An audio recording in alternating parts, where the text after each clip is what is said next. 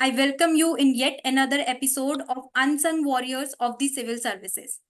In this podcast, we are discussing the role played by the civil servants of India and the transformation that they have brought in the society. Today, we are joined by a very distinguished guest, an IAS officer who has been recognized by the Better India as one of the most inspiring officers. Moreover, Sir has also played a role in making Gwalior city barrier-free for the persons with disabilities. Thank you, sir, for joining us today. Thank you so much, Nitya, and it's a pleasure to be on your podcast here. Thanks. Sir is an IAS officer and he's currently posted as Secretary, Department of Public Health Services and Engineering. So, sir, the first question that I would like to ask is, can you please brief us a bit about your educational background and what motivated you to pursue a career in the Indian Administrative Service?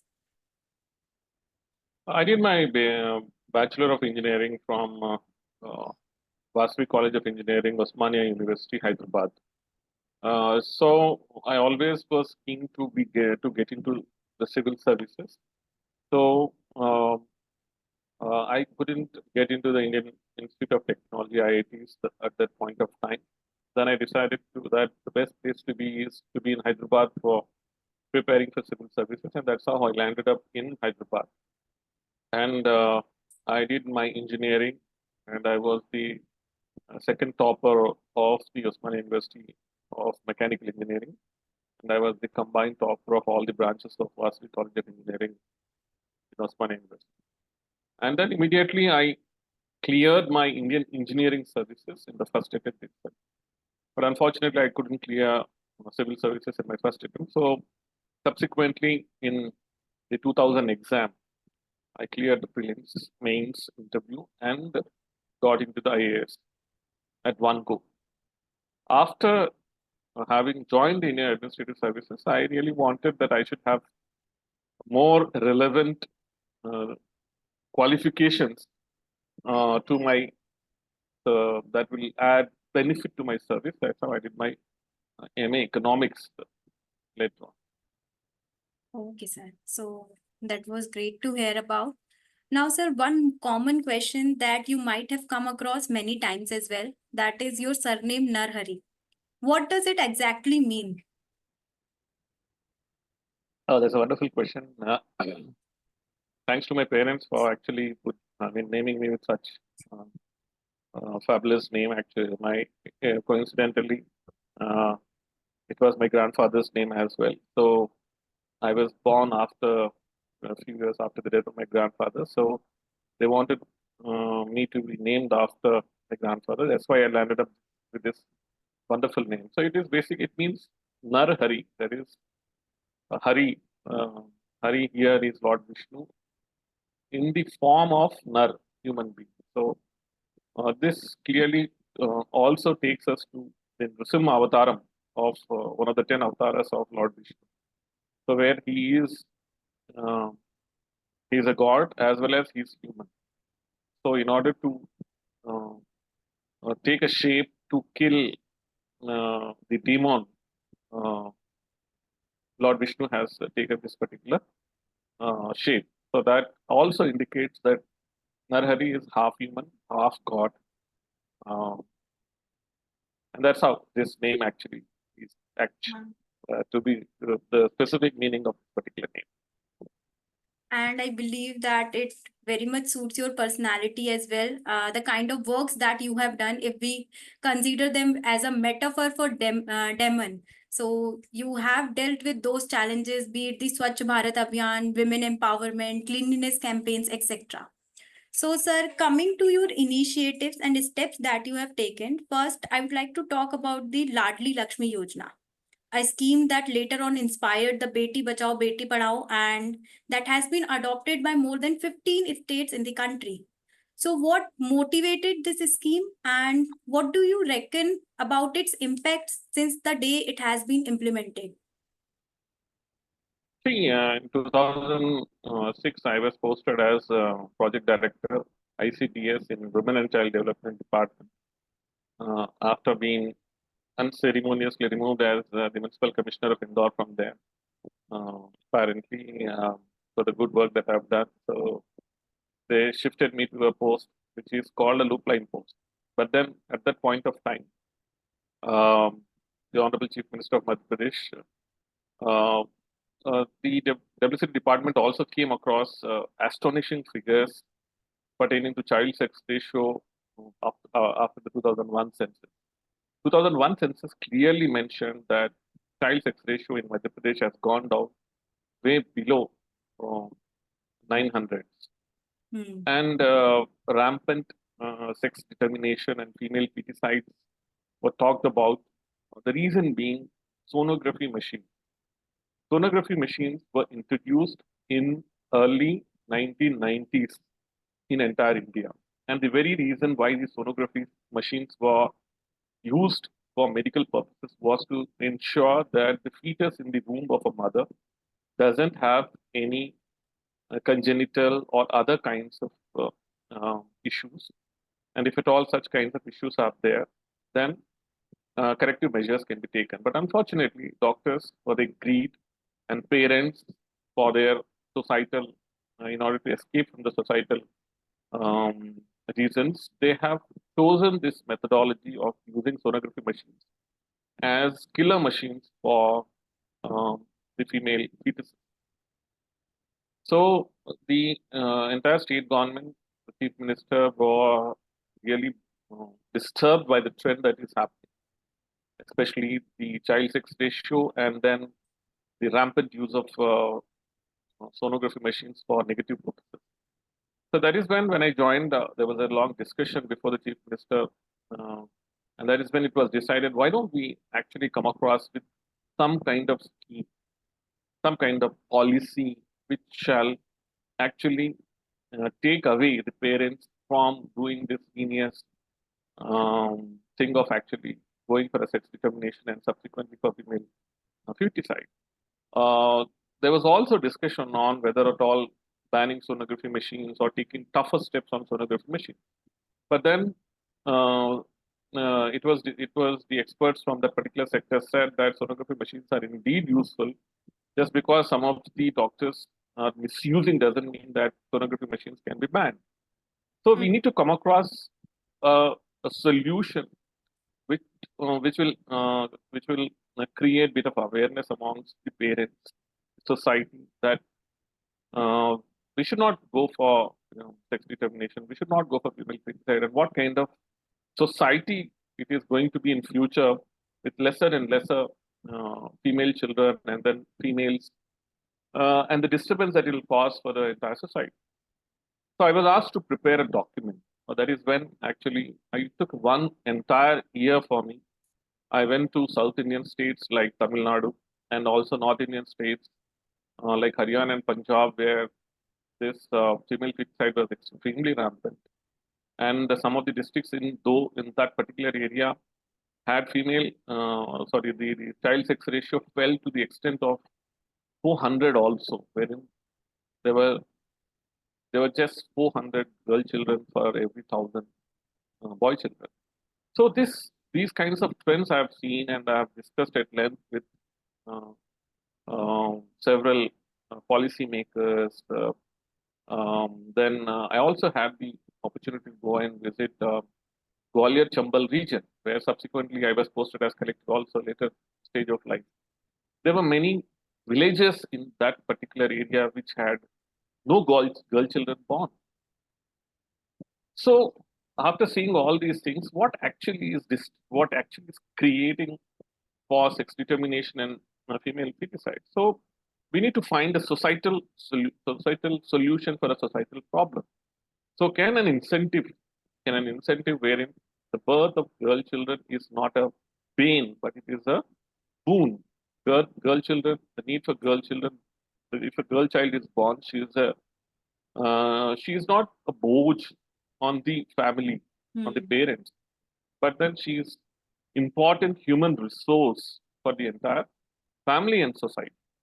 So that is when I, along with my colleagues, after extensive discussions, and then we had several stakeholder conferences meetings, and we came across this unique thing called Ladli, Laxmi, Yojna, wherein whenever a girl child is born, immediately a token amount of 30,000 is deposited in the name of the girl child, which will eventually go on to become with interest more than 1 lakh rupees. So a Lakpati, as soon as a girl child is born, she is a Lakpati. She's a Lakshmi.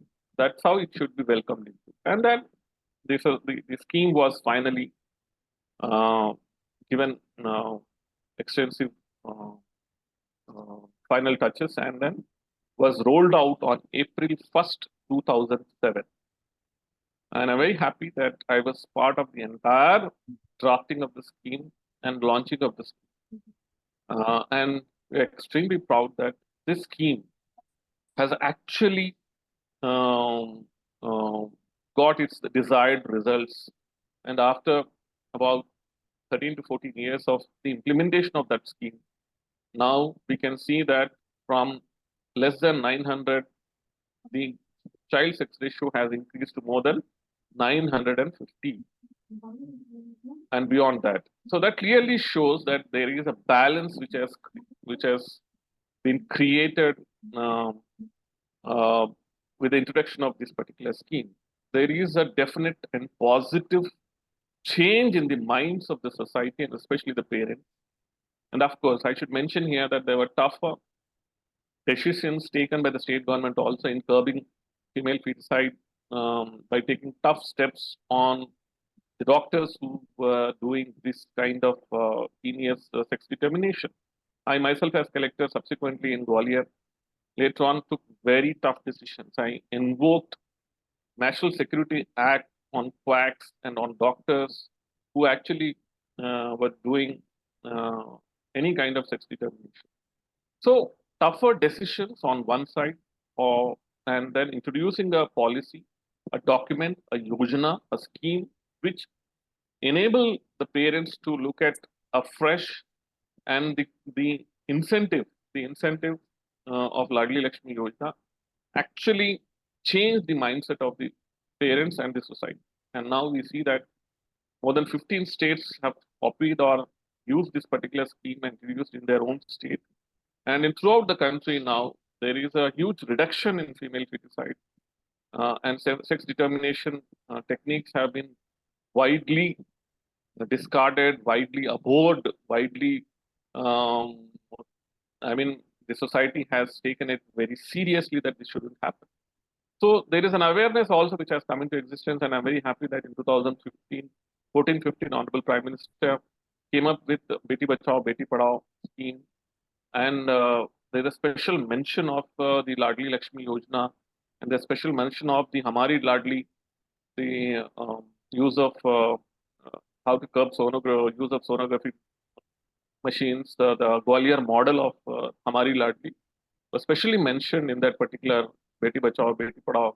And now we see after about 2 decades of implementation of these schemes, there's a very positive change in the entire society. So great initiatives were taken by you for women empowerment, and a lot of hard work was put in that we are today seeing people's or society's efforts towards educating women and a reduction in female feticide as well as an improvement in the sex ratio. A huge appreciation to you, sir, for carrying out this initiative. Now, next that I would like to talk about is your camping with the citizens. I have read a lot about this. What was this initiative and what were its impacts? You might say camping with citizens is that the chowpals that I used to do as collector, going into the villages, spending, doing nightfall, spending time, doing a lot of Jan Kalyan, Lok Kalyan shivers. I suppose you're talking about that thing. Yes, sir. See, basically, administration cannot sit and function from the 4 walls of a particular office.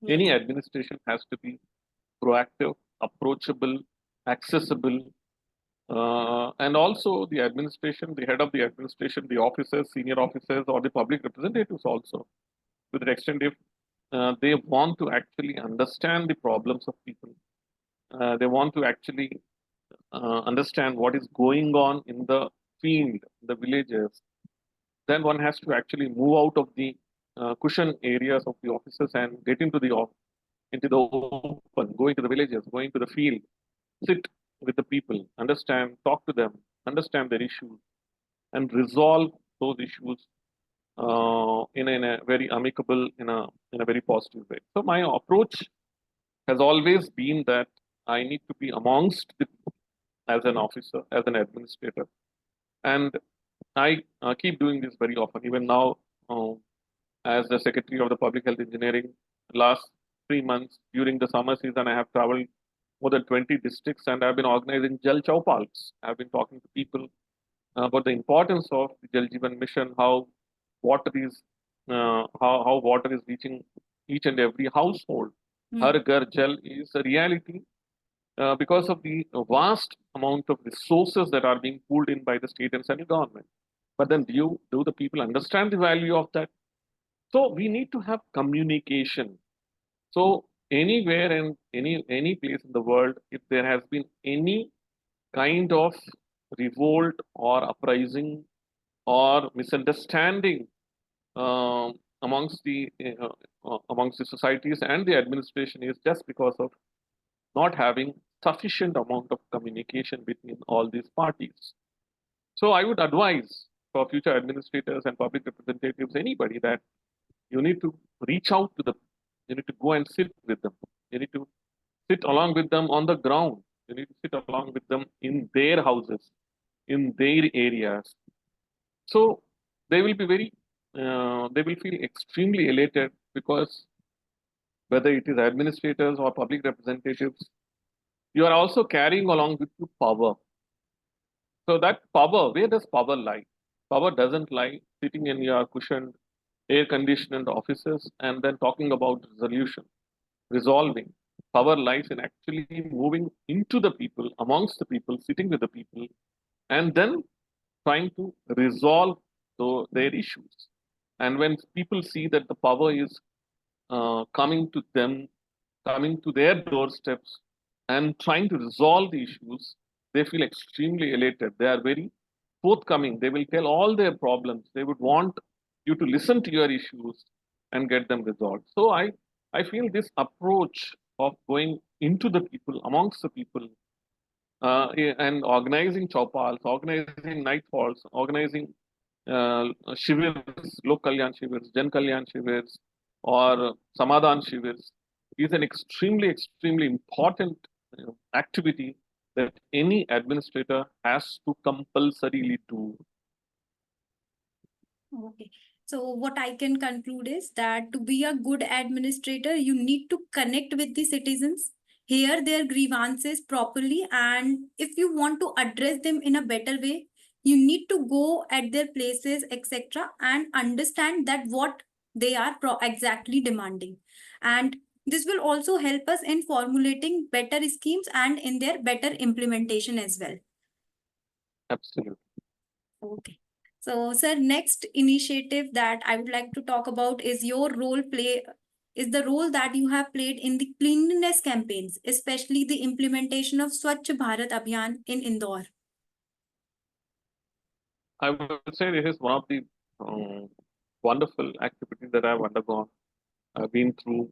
I have done in last 24 years of my Indian administrative service. I got into the IAS in 2001, and as the probationer of an assistant collector of Chindwara. From then onwards, I have been part of many sanitation campaigns. There used to be a total sanitation campaign. Then there was the Nirmal Bharat Abhiyan. Then there was another Abhiyan of similar kind, and finally came the Swachh Bharat Abhiyan in 2014. So, having been part of all these sanitation activities, see, what I would always say is as a person, as an individual, we always carry our own experiences with us for a lifelong. So, as a boy who comes from a village background, a lower middle class family where we didn't have latrines, toilets at our homes, and used to actually go for open defecation during our childhood days, I could understand the pain that actually one goes through of not having toilets at home, of not having sufficient facilities at home. So this actually enabled me to continuously work towards the upliftment of the most important, that is the vulnerable sections of the society who have limited or meager or no resources at their hand, and that causes a lot of suffering amongst them. So while as collector, when I was doing all these campaigns, we succeeded to a large extent. We also failed to a large extent. But once when I reached Indore, when the total sanitation, when the Swachh Bharat Abhiyan was launched in 2014, and there was a lot of buzz amongst the officers and then the state government and the central government. For the first time, Government of India came up with an absolutely fabulous concept called competition amongst districts across the country, and also the municipal corporations and the Zilla Panchayat. They used to rank the Zilla Panchayats, the municipal corporations, and the districts for being the cleanest district in the country, for the open defecation free Zilla Panchayat in the country. So this competition actually brought about a lot of challenges, and I, along with my CEO Zilla Panchayat, then CEO Zilla Panchayat, Ashish Singh, we sat together and we devised I would say, a strategy. And that strategy was the most important thing that actually enabled us to succeed and become the second district in the country to become open defecation free by January 2016. Now, what I would say is we all learn from our mistakes. We also learn from the society. So, having been part of many Swachh Bharat missions or Swachh Bharat sanitation campaigns, this time we said, let's start our campaign at 4 o'clock in the morning when actually people go holding their lotas in their hand to defecate in the open. Let's start from the open defecation site rather than going during the office hours very conveniently for the officers who go into the villages at 10 o'clock and return back by 6 o'clock. Nobody is defecating during 10 a.m. to 6 p.m. People are defecating either in early mornings or late in the evening. So I myself, along with the Zilla Panchayat officers, the public representatives, we used to go early in the morning at 4 a.m. and used to educate, used to tell the people who are defecating in the open why they shouldn't do that. Instead of making this whole campaign a toilet construction campaign, we converted it into a behavioral change campaign. So it's not that people don't have toilets at their homes, they do have, but they still feel that it's a very convenient way to actually go into the open. And then nobody has talked to them, nobody has communicated with them. And that is where we succeeded. For 6 months, the entire administration geared up to convince people not to defecate in the open, instead use their own toilets, construct toilets and use them at their homes. And after this, the Municipal Corporation of Indore, at the same time, there was these rankings of the cities of the country. And Indore came 25th cleanest city in the country, where Indore rural, that is Zilla Panchayat, became the second district in the country to become open defecation free. That is when the mayor, the municipal commissioner, and the parshads all requested us that we also want to move from 25th cleanest city to #1 cleanest city in the country. And that is where we all coordinated and we all sat down, prepared a strategy, and decided that within 1 year, we will make Indore the cleanest city in the country. And the strategies that we adopted and the way the public representatives, the media, the government officials, the entire municipal corporation staff, right from the sanitation workers up to the municipal commissioner, came on to one platform, one thought that we should make a change. We will make a change. We will make Indore the cleanest city. And the most important factor, again, I would repeatedly say, anybody watching this show need to understand is make a behavioral change. bring about a behavioral change, and that is going to last forever. That is going to be there forever, and that is what we did in Indore. So, sir, this was very commendable. And what I can grasp is that, first of all, you need to get out of your comfort zone to achieve a goal or implement some policy to yield good results. Then, definitely, there needs to be a good leadership, as you have shown in this case, uh, by gathering multiple stakeholders and making Indore the cleanest city in the country. So, this was a commendable initiative. Another topic I would like to talk about is regarding your reach out towards the citizens through Twitter. And this was done in Gwalior. At that time, technology was also not much used by the people. So, how was it possible for you to do it so successfully?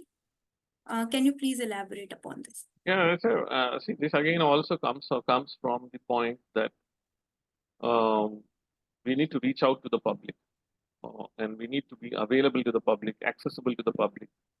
As administrators, our job is to ensure that we are touching each and everybody's lives who matter and who want that their issues needs to be resolved.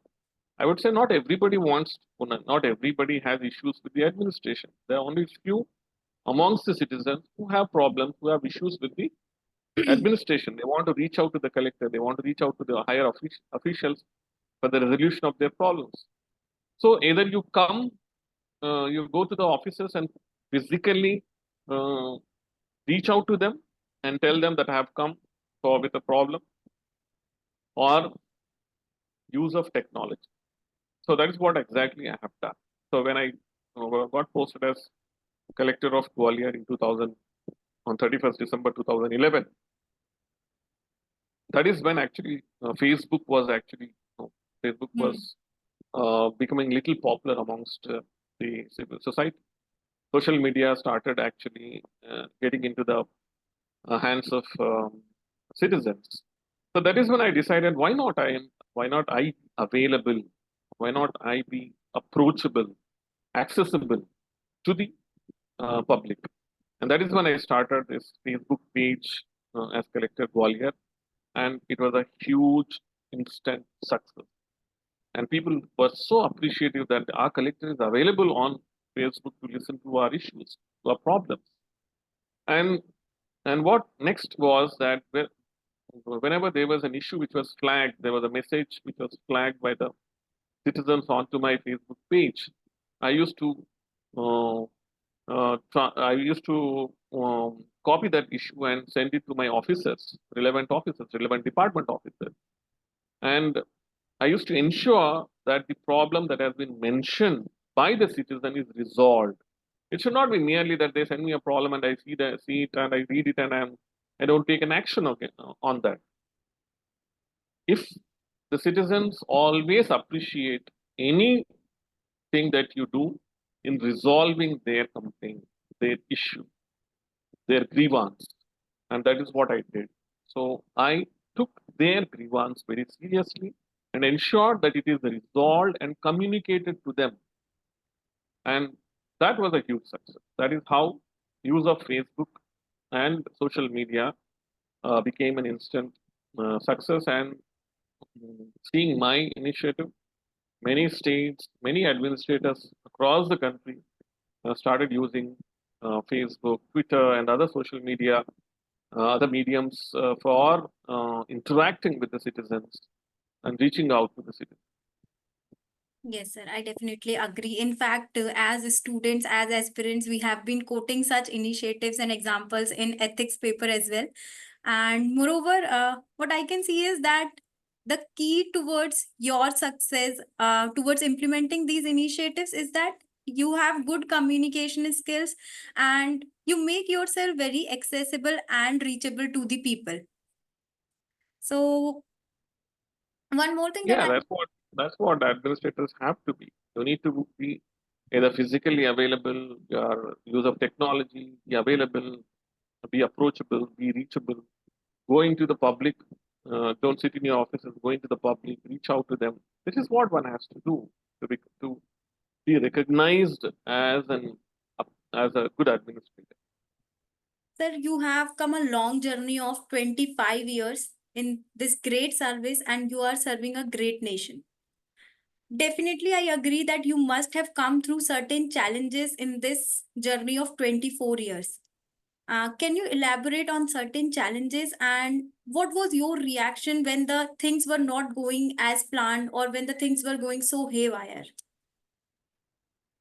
Yeah, it all happens with all of us. It happens in our personal life. It happens in our professional lives. So there are always issues. There are many issues that we come across where things don't go the way we think of. But what we need to understand is that we need to be confident. Um, we need to have that inner strength to go through these difficult phases of our lives, whether it is professional or personal. So I would say that this is what we need to earn. We need to practice that. It's not going to be the same always. It's going to be tough sometimes. It's going to be challenging sometimes, and we should always grow uh, as a person, as an individual, as a human being, and try to see how we cross that particular bridge of difficulty, how to reach onto the other side. And then we also need to actually take help of our seniors, our mentors, our family members, our friends at this point of time. And especially in administration, I have come across many such seniors, mentors who used to guide me, who used to tell me, this is how you need to move ahead. This is how it can be resolved. This is how you can really come out of this, these situations. So challenges are going to be there, and that's how we need to grow as a human being and cross that bridge whenever it comes. Uh, Sir, we all know that Sardar Vallabhbhai Patel, he called the civil services as the steel frame of India, and they are doing a great work in the nation as well. However, there is a conception among the common people that the bureaucracy is marred with red tapeism, corruption, rent seekers, etc.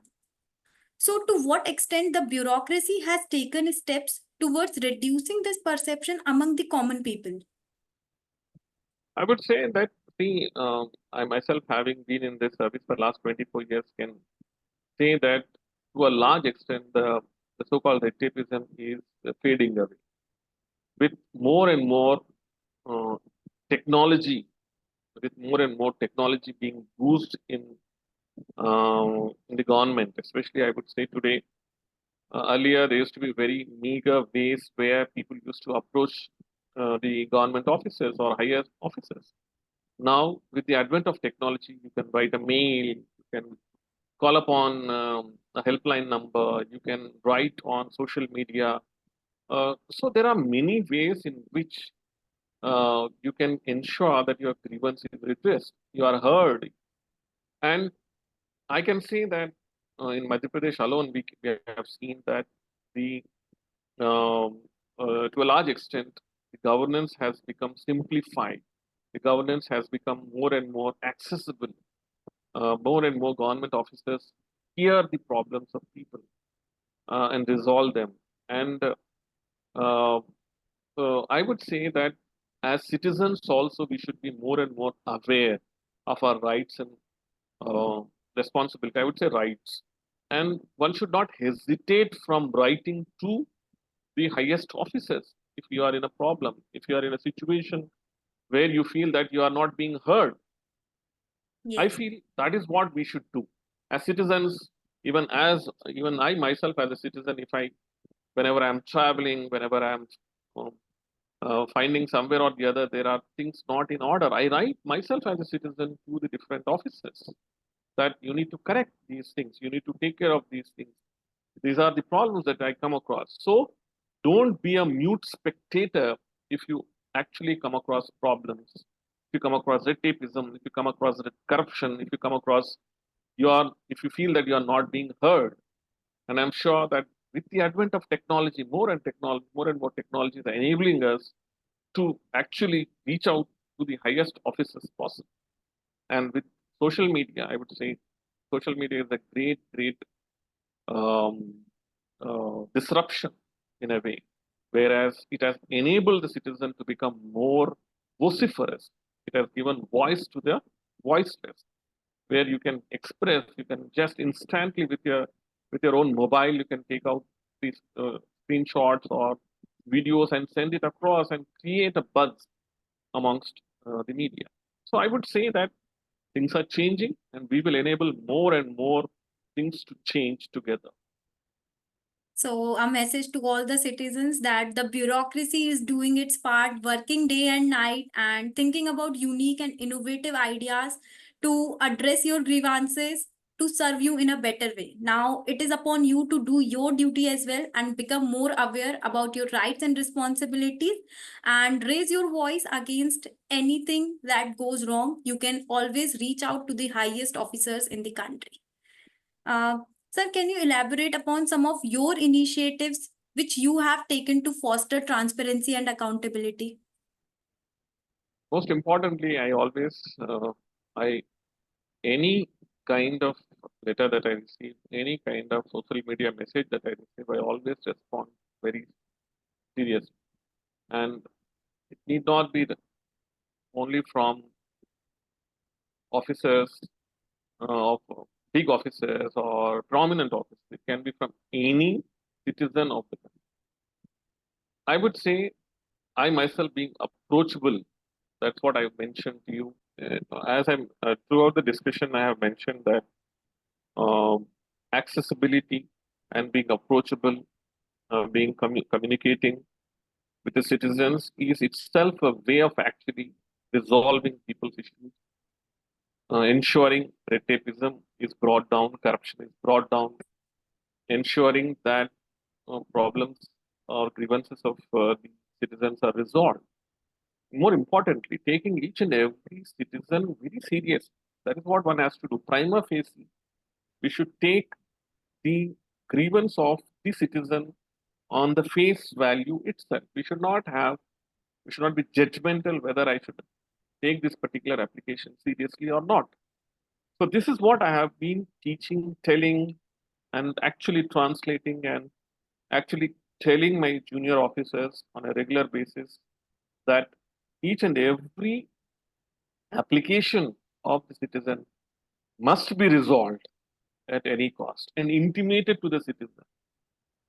So this enables more and more confidence amongst citizens to approach. And I would say that any government official or any elected public representative, I mention here an elected public representative also because the moment he is elected to a particular post or position or office, he or she is also a public servant. So any public servant needs to take the grievance, the application of any citizen very seriously on the face value itself. And that is when we can reduce many of these issues to a large extent. So that provides valuable insights regarding ensuring transparency and accountability, and the future and budding civil servants can also incorporate these initiatives once they get into the services. Sir, now the last question that is there is, what reforms do you want to see in the civil services?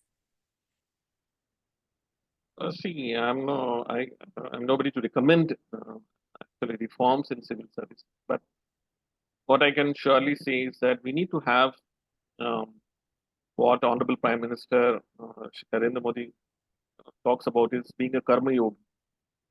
So we all, or any civil servant who's got into the service or the aspiring civil servant needs to be a karma yogi. So we are here to actually deliver. We are here not to be bosses, not to be, not to show our power, not to show that we are um, some power-hungry administrators. We are here to perform. We are here to do service, seva. So anybody who's wanting to be a civil servant or a civil or who's already a civil servant needs to transform themselves into a karma yogi, wherein you are only doing your duty as a civil servant. And in the process, you actually deliver, you resolve, and you remain as the strongest backbone of this um, democratic governmental system. So that is what our job has to be. And that is where we need to look at ourselves in the coming years. So anybody who's wanting to come into civil services need to think that I'm coming here for doing pure service, seva, and then you will be definitely be satisfied to be a good administrator, good civil servant. I believe that you will be a true role model for the budding civil servants, and you are, in fact. And it was an immense pleasure delving into the world of an IAS officer. The role that you have played in transforming the society is commendable. From the corridors of power to the heart of communities, the story of civil servants is a testament to dedication, service, and resilience. We have gained valuable insights regarding the challenges and triumphs that you have faced during the services, and also the impact that you have created on the society. So, a lot of lessons have been learned during this podcast, and let us strive to create a better tomorrow which focuses upon the principles of compassion, fairness, and progress. Thank you, sir, for joining us on this podcast. It was really my pleasure. Thank you so much.